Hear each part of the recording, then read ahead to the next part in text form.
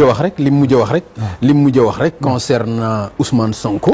ci accusé ko vraiment de corruption dafa ñëw ci yow li nga wax tout à l'heure mais parce que dafa bind ne indiens yi corrompre nañ ko. maanaam mooy li nga wax ni bi mu tuddee Cheikh Ndiaye. le magistrat. réagirul. maanaam tuddaat na Ousmane Sonko ci yeneen scandale. ba léegi kenn déggu ci réaction. te vraiment ay scandale la yoo xam ni kenn mënu ko ci woon a xalaat ci yu mel noonu. maanaam corruption. 6 milliards. yu ñu ne jox nañ ko. ba moom mi ngi koy remboursé. te ba léegi dégguñu kenn. ku taq ci moom ku tontu ci loolu. est-ce que loolu aussi du dëggal li nga xam ni wax nga ko. mooy keneen ku bind. ni li Madiambal wax dëgg la. am na dëgg tam kooku. Pape ñun ci journalisme lañ nekk sax loolu ci règle la ci journalisme. ñun hebdomadaire la ñu woon Cafard Libéré démocratie mensuelle la woon bu ñu gisee benn information si benn. quotidien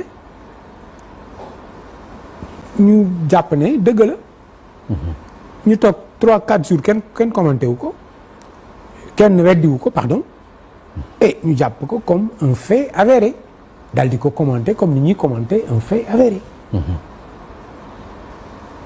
yaa may dëgg bu baax mais bu baax bien sûr loolu c'est une règle universelle suñ la waxee ci média homme public ñu wax la ci média lu dul dëgg la règle mooy nga weddi ko léegi nag am na ñuy choisir ne man du ma polémique ci presse waaye il faut ñu assumer conséquences yi ne qui ne dit rien ñu toogee 10 ans oui kenn naan leen woy fii lañ la accusé woon ne da nga détourné ngay demee expliquer day metti donc comme dañu dëkk nu muy doxee yow mi ci nekk da ngay adapté wu alors que moom Ousmane Sonko ku mu fi mës a attaqué kooku tontu na maanaam képp ku mu fi mës a accusé muy ci Mamour Diallo muy ci Mame Mbaye Niang wala muy ci keneen ku mu mën a doon ñii yóbbu nañ ko ci yoon ñii tontu nañu mais dadul loolu sax moom su xam day tontu ah oui moom ak ay mbokkam ok du ñu woon na baat du ñu woon na baat sama papier bi ngay wax commencé nañ ci déjà man je suis de l'ancien régime et parti parta moo tax sax ma maron leen tey parce que man ay ancien régime man man fii yow Pape man fii yàgg naa fi man loolu mu fi nit wax rek mun nga li ko weddi mi ngi sama ginnaaw tu vois donc moo tax nga maye beige marron bi non c'est sama yaay moom ne sa yére bi rafet na keroog moo ko solee seeti ko te sama jarbaat moo ma ko may loolu rek la moo sama benn jarbaat bu jigéen Suzanne moo may tissu bi ma ñawlu ko mais damay xam nga àddina tam li ma ko neexal xam nga ñu ngi wax léegi journal satirique man maa ngi nekk journaliste décembre 1980 maa ngi dugg ci journalisme 1980 sama ay premier pas Abdou Diouf nekk président de la République quelques jours après Abdou Diouf il est né en 1935 sama papa il est né en 1935 ñun defar journal satirique xam day xaxar di ñaawal di kokkali maa ngi am 24 ans xam nga 25 Abdou Diouf dem benn ngénte benn cousin am jëppal jaam la fa mooy bi ñuy xëcc bakkan bi noonu quoi yu ne lañ ko doon def ke moom kay Abdou Diouf takkal nañ ko soutien-gorge ngemb nañ ko ngemb mais yooyu indi woon na coow am na ci indi woon ay problème aussi dee gis nga ban coow man dama doon dem ak ay journalistes africains ci biir yeneen dëkk yi États-Unis Amérique yooyu oui mais wala Europe mais oui la démocratie oui ñii di nettali oui je sors de prison et à des moments graciés pour on m'avait condamné pour un an de prison loo waxoon j'avais traité ceux qui nous gouvernent d'individus ces individus qui nous gouvernent moo taxoon sama benn waay je le connais parce que ñoom journal satirique lañ créé woon Togo ñun lañu woowoon di ñu laaj comment faire ne pas désenchanter man maa ngi def journalisme satirique depuis 15 ans kenn musuma woo police yaa may dégg te ñi nekkoon yore nguur gi nekk sama ay morom waay tey c'est le contraire man sama taaw 1976 la judd ay moromam yor nguur gi ne man du ma leen wax dara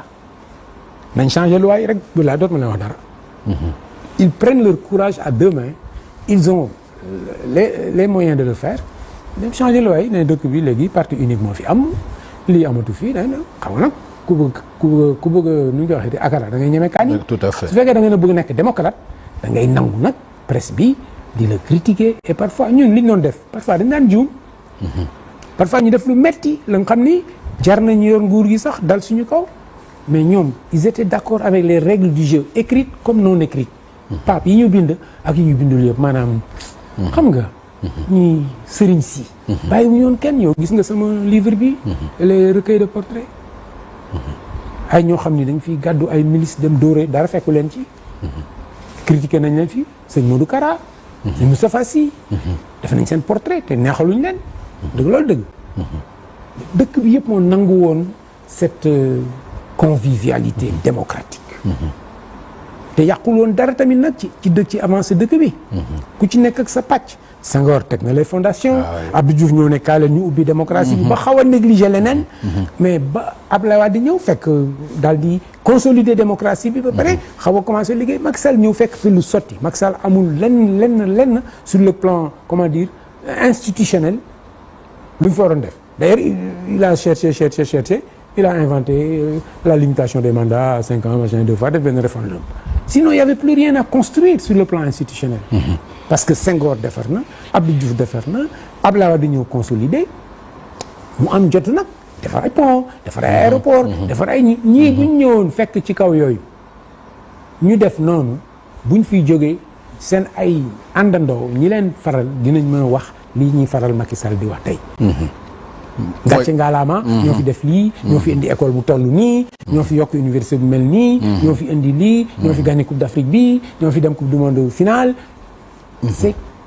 te loolu nag ay xeex pour contrôler ay institutions mooy bilan bu matériel quoi mooy loolu yooyu du ko indi woon xaw ma lu ko indi waaye du lii ñu nekk nii léegi nag lii ñu nekk nii nekk nañ ci ba pare il faut ñu wax ci li ñu nekk nii mooy lan mooy xëccoo bi nga xam ni dem na léegi ba indi rupture xam nga mi ngi mel ni gémmiñ nga dindi si benn bëñ bu mag molaire parce que ñi ñaar jege woon nañu lool trop jege woon nañu trop booy jege nga mën nga pap yi ma lay wax nii dama ko gëm dëggantaan gis nga Idriss Seck ak Abdoulaye Wade mosuma d'accord ak moom ñu nekkoon fi yëpp témoin nañ ci dama ko doon critiquer tout le temps waaye nag bu mu nekkee ci situation boobu nit convaincre na doomam ko mu déglu ma wax ak moom mu ne ma mu fexe ba yóbbu ma si papaam j'ai vu Abdoulaye Wade le 14 avril 2004 le 21 lay bàyyante ak Idriss Seck xam nga ne boobu temps bariwul woon jot te bariwul woon ñu muy recevoir mais xam na ñu wax rek man xam nga ne tas temps ma noppi ci affaire kii bi dama dajeeg un jour Serigne Mboup Petrosen. ok Petrosen que je connais xam am na ñoo xam da ngeen di xamante rek yàlla def comme mu doon wax ak kamu léegi rek. tout à fait yàlla def leen sympathie seen diggante. sama xarit la dama naan sama xarit la moom mu naan sama xarit la. mosuñu toog añ xaw ma këram xamul sama kër. mais depuis ay décennies qu'on se voit y a un courant. qui passe non moom noonu la mel Serigne Mboup. voilà dafa mel ni moom nit ku mais dafa ma noonu la mel nit ku baax la mun naa ko maa ko waxee noonu. dafa ma nettali benn jëw dafa ma doon présenté benn nit. ne ko PSK PSK xam nga ça ressemble à rien PSK il faut nga xam ma pour xam ne Pape Samba kan la quoi. tout à fait waa ji kii mu ne ko yow xam lu PSK mais kii moo xam lu bari ba pare ne tekk. ma jógee ci waxtaan boobu ma ne lii de bu du woon dëgg sax. dinaa fexe ba mu nekk dëgg. ma daje yàlla na ko yàlla xare àjjana ci levée du corps Georges Dessy Diop. ak Babou Biram Faye. mooy présenté benn nit boo xam ne xaw ma ko. mu ne ma kii c'est un ancien ministre il m'a même pas dit comme ancien ministre waaye dafa commencé ministre Macky Sall. daal na ko PSK kay gaaw ji nag PSK ñëpp xam nañ ko kii moo xam lu bëri ba pare ne teg même parole. ma ne donc loolu xëy na ba ma ko lay waxee mat na 10 ans. ma ne naa ko dëggal xëy na loolu laa dëggal loolu tam xëy na nekkoon na dëgg déjà ñu ma ko Serigne Mboup di wax. dama foog ne bu la yàlla mayee nga nekk ci yenn nga am privilège yu di dajeeg nit yoo xam yàlla daf leen jox responsabilité. dinañ la xamal lu bëree parce que dañ la ko bëgg a xamal. dinañ la xamal lu bëree parce que conséquence su leneen loo leen doon def la nga xam nga def nga déduction. dinañ la woo ci yoo xam ni xëy na yow mosoo sax gént ne woo nañ la ci. foogoo ne sa xam-xam àgg na ci ñii am problème bu toll nii di la woo guddi di la laaj. lan nga ci xalaat qu'est-ce que tu crois qu'on devrait faire. d'accord nga boole ci nag. libre. garder sa liberté c'est important. garder sa liberté effectivement garder sa liberté. loolu c'est très important te yombul. c'est un jeu très difficile nga métier journaliste. dafa nekk métier bu très délicat.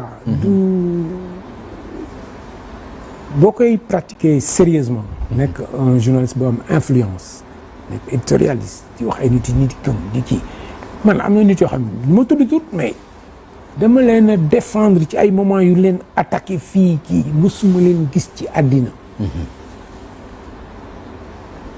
am na ci koo xam ne aujourd'hui politiquement mi ngi feeñ bu baax jour bi ñuy njëkk a daje dafa ma nuyu avec beaucoup de kii parce que ne xaw ma ko musuma ko woon gis xam naa ko comme ñëpp ni ko nit ñi xamee mais musuma ko woon gis j'avais juste vu que les manœuvres qu'on avait entamées pour déstabiliser ko étaient un peu mesquines et pas justes. D'accord alors léegi par rapport à l'actualité ce qui se passe à l'Assemblée nationale te ma lire ko tey ci les échos xaw ma xool nga ko ou pas mu concerné ay privilèges yoo xam dañ ko jagleel les députés démissionnaires je sais pas si vous êtes au courant les gens dont les revenants ont pris les places voilà déggoon naa ñu wax ne dañ leen di jox ay kii xaw ma ndax lan 6 mois de salaire est-ce que c'est prévu par les textes bon je sais pas si c'est prévu ou pas mais bi ñu ko waxee ba léegi amul benn autorité bu nekk Assemblée nationale bu ko weddi parce que dañu ne ñi nga xam ne ñoo remplacé Ndaw ak Amadou Ba ak Ousmane Sonko.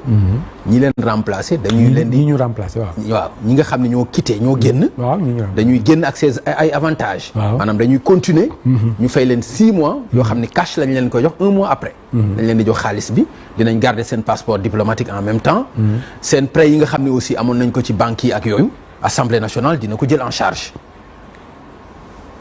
loolu c'est un peu bizarre hein je veux dire surtout l'histoire des prêts hein. surtout l'histoire des prêts parce que député ba nga xam ne yow xam nga ne ton poste est précaire parce que loolu la am na ay gars yi nga xam ne ñu ngi ci gouvernement bi saa bu ñu génnee ñu jël ko nga dem di leb après communauté bi di ko fay que ce soit dans les textes ou pas c'est pas bon les textes s'il y a des textes qui régissent ça il faut les changer parce que je ne vois pas pourquoi ñu war a fay baru nit boo xam ni su ko neexoon mu xam ni moom mii nar na fi jóge mu dem lebi ko tout de suite banquier am ne ko d'ailleurs tu seras payé par une institution qui est plus crédible que moi banquier daf koy lebal de waaw dégg nga li ma la wax bu baax de bien sûr c'est-à-dire man xam naa ne gouvernement bi parce que loolu dañ koy xam gouvernement bi dafa nar a tas Pape day ñëw remplacer ma fii sama place ma dem seet sama banquier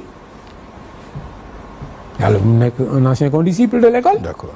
da ko bàyyi man dama nar da xam nga waa ji day ñëw jël place am te texte yaa ngi nii su dee texte la. su dee nag ay bon voilà. foofu la Sénégal tollu léegi nit ñi dañuy def. léegi pour les salaires ak ñi nga xam ni ñooy les démissionnaires. su fekkee dañ ko bind. Assemblée nationale d'accord si mu nekk ci biir.